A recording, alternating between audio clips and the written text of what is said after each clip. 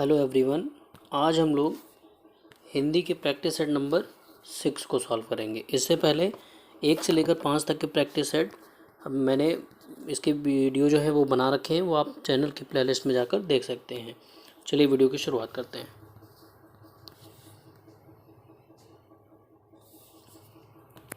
तो इससे पहले जो प्रैक्टिस सेट था उसमें 1 से लेकर प्रैक्टिस सेट नंबर 5 में 1 से लेकर 32 तक हम लोगों ने क्वेश्चन सॉल्व किए थे। यहाँ पर 33 से लेकर हम लोग 60 तक क्वेश्चन को सॉल्व करेंगे। तो पहला क्वेश्चन है यहाँ पर कि अजानुबाहु शब्द निम्नलिखित में से किस वाक्यांश के लिए सही है। पहला ऑप्शन है जिसकी भुजाएं छोटी हों, जिसकी भुजाएं लंबी हों, जिसकी भुजाएं घुटनों तक लंबी हों, या उपर्युक्त में से कोई नहीं। तो इसका जो राइट आंसर है वो हो जाएगा जिसकी भुजाएं घुटनों तक लंबी हो, उसे कहा जाता है अजानुबाहु। फिर आते हैं अगले पर, कह रहा जो पूजा के योग्य हो उसे क्या कहा जाएगा। तो इसमें से हमें एक तो ये वर्तनी वाला भी क्वेश्चन है, ठीक है। तो यहाँ पे शुद्ध वर्तनी ही मान लीजिए पहचानना है। तो यहाँ पे जो राइट आंसर है वो ऑप्शन नंबर ए हो जाएगा। फिर आगे बढ़ते हैं।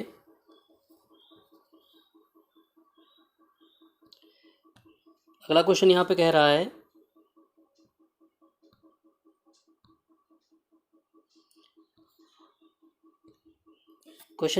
रहा है कि वह स्त्री जिसका पति परदेश से आने वाला हो के लिए एक शब्द क्या है। पहला ऑप्शन है यहाँ पर आगत पतिका, दूसरा है प्रवत्स्यत पतिका, तीसरा है प्रोषित पतिका, चौथा है आगमिष्यत पतिका।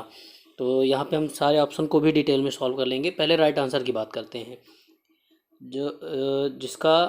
वह स्त्री जिसका पति परदेश से आने वाला हो, उसका जो इसमें से जो राइट आंसर है वो है ऑप्शन नंबर डी, आगमस्य पतिका, ठीक है।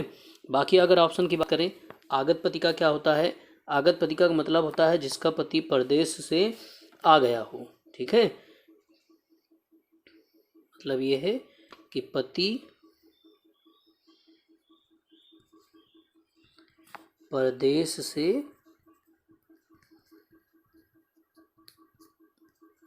आ गया हो, तो ये कौन सा हो जाएगा, ये हो जाएगा आगत पतिका। बाकी की बात करते हैं। प्रवृत्स्यत पतिका क्या होता है। इसका मतलब होता है कि जिसका पति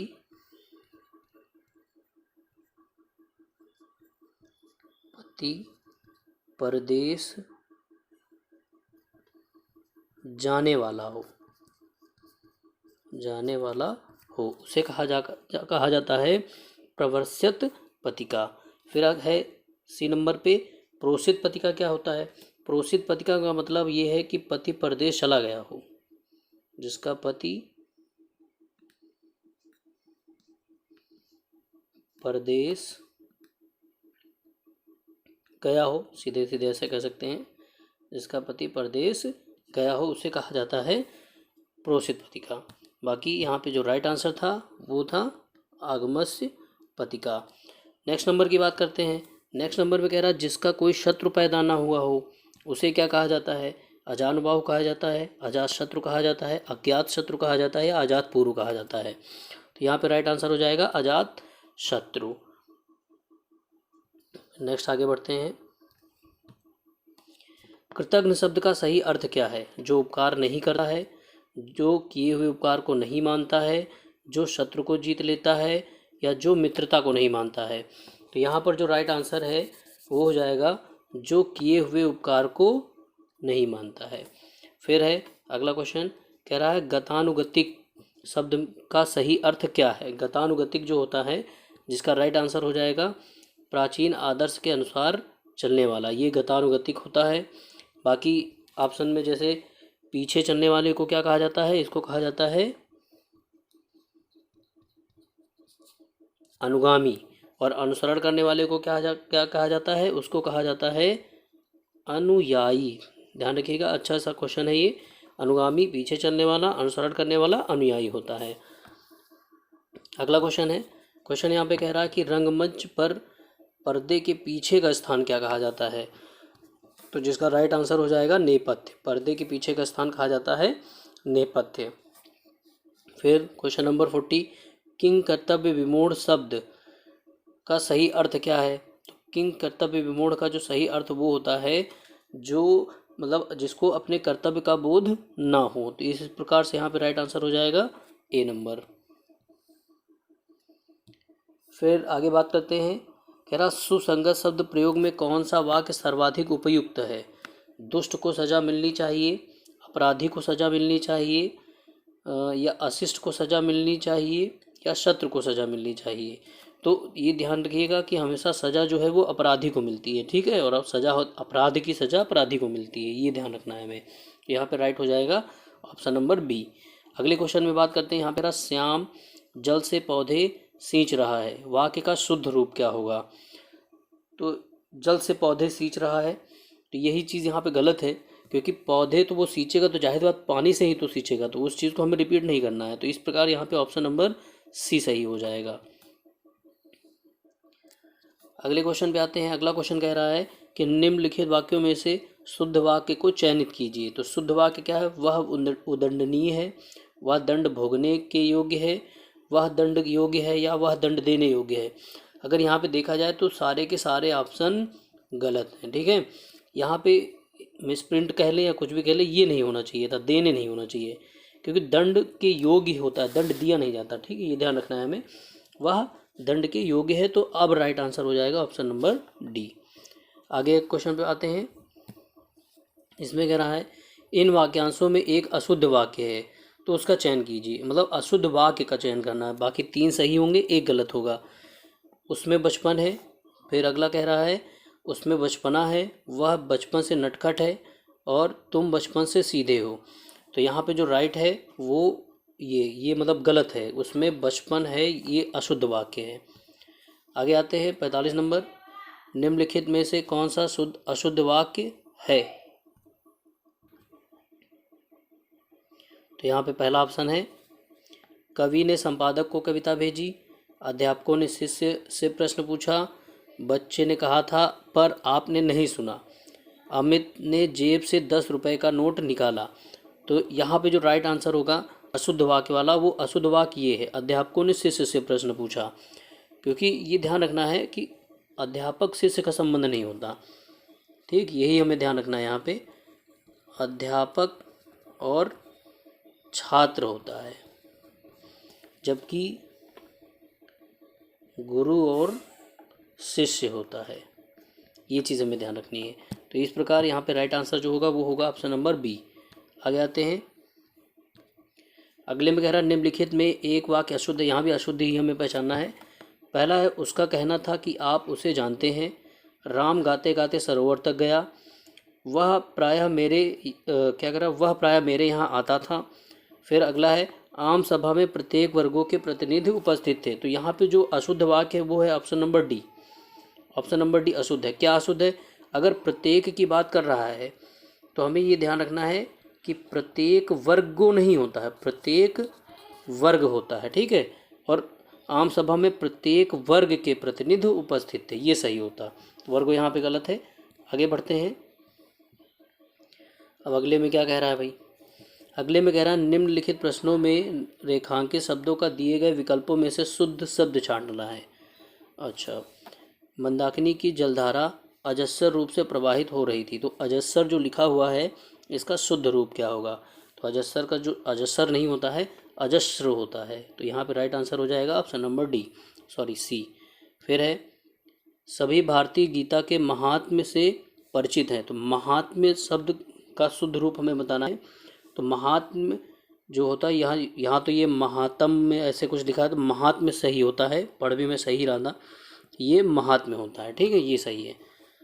तो 49 नंबर पे आते हैं। 49 नंबर में कह रहा है इसमें भी शुद्ध ही ढूंढना है। तो ईर्ष्या ऐसे लिखा जाता है, एक मिनट, ईर्ष्या ये हो गया। फिर अगले क्वेश्चन की बात करते हैं, कह रहा शुद्ध रूप यहाँ भी ढूंढना है। तो पुरस्कार कौन सा सही है। तो पुरस्कार जो है वो इस तरीके से लिखा जाता है। फिर आगे आते हैं। इसमें कह रहा निम्नलिखित दिए गए प्रश्नों के विकल्पों में भिन्न अर्थ रखने वाला विकल्प छांटिए। भिन्न अर्थ रखने वाला, इसका मतलब 3 ऑप्शन ऐसे होंगे जिसके अर्थ मैच कर रहे होंगे, एक ऑप्शन ऐसा होगा जिसका अर्थ मैच नहीं हो रहा होगा। तो हिरण्य है, हिरण का कंचन होता है, हेम होता है, सोना होता है, क्योंकि ये सब एक दूसरे के पर्यायवाची हैं। तो यहाँ पे जो भिन्न अर्थ वाला है वो है जन्नत, और जन्नत का अर्थ क्या होता है, वो होता है स्वर्ग। फिर क्वेश्चन नंबर 52 में क्या कह रहा है, अमृत, तो अमृत का सोम होता है, गरल नहीं, गरल मिस होता है क्या कहते हैं, विष, ये ध्यान रखना है। तो यहीं पे ये अलग ही हो गया, यहीं मिल गया, बाकी पीयूष और सुधा इसके पर्याय हैं। गरल मिस क्या होता है, गरल मिस होता है विष। फिर 53 नंबर में क्या कह रहा है, इंद्र, इंद्र का शक्र, पुरंदर, देवेश, तो ये तीन तो इसके पर्यायवाची हैं, लेकिन पंडित नहीं होगा। पंडित मिस क्या होता है, पंडित मिस होता है विद्वान, इसका मतलब है विद्वान। अब 54 नंबर में क्या कह रहा है, इसमें कह रहा है असुर, तो असुर का दैत्य होता है, ये इसका पर्याय है। कौतुक ये नहीं होगा, बाकी दानव निश्चर ये होते हैं, तो यहाँ पे जो राइट होगा वो कौतुक होगा। कौतुक में होता क्या है, कौतुक में होता है आश्चर्य। ठीक, आगे आते हैं। अगले क्वेश्चन में क्या है भाई, 55 नंबर में कह रहा तनया, तो इसके हमें ढूंढने हैं।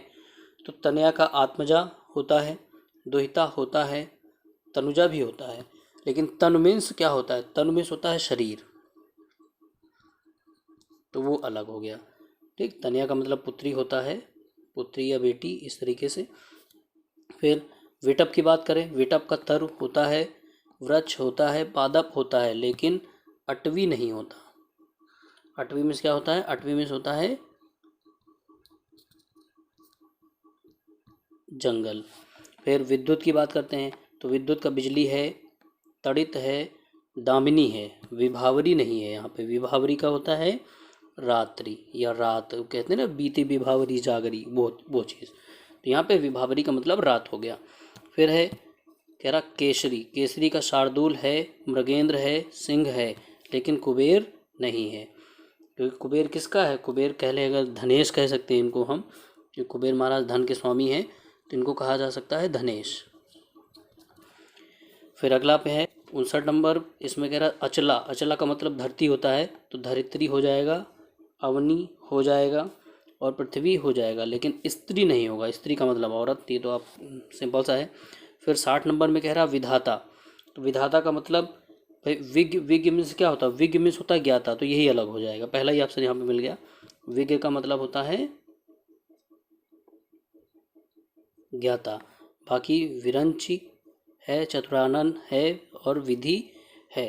तो इस तरीके से आज हम लोगों ने 6 प्रैक्टिस सेट सॉल्व कर लिए हैं, 1 से लेकर 6 प्रैक्टिस सेट को मैंने सॉल्व करा दिया है। और उस तरीके अगर देखा जाए तो 300 350 मतलब 360 क्वेश्चन, क्योंकि 2 सेटों को मिला के नहीं 360 नहीं होगा, क्योंकि 2 सेटों को मिला के हम लोग 60 क्वेश्चन कर रहे हैं, तो 180 क्वेश्चन हम लोगों ने सॉल्व कर लिए हैं। ठीक, तो आई होप वीडियो अच्छा लगा होगा। अगर वीडियो पसंद आया है तो आप लाइक कीजिए, चैनल को सब्सक्राइब कीजिए, और वीडियो को ज़्यादा से ज़्यादा शेयर कीजिए। जल्दी मिलते हैं नेक्स्ट वीडियो में, तब तक के लिए पढ़ते रहिए, मस्त रहिए।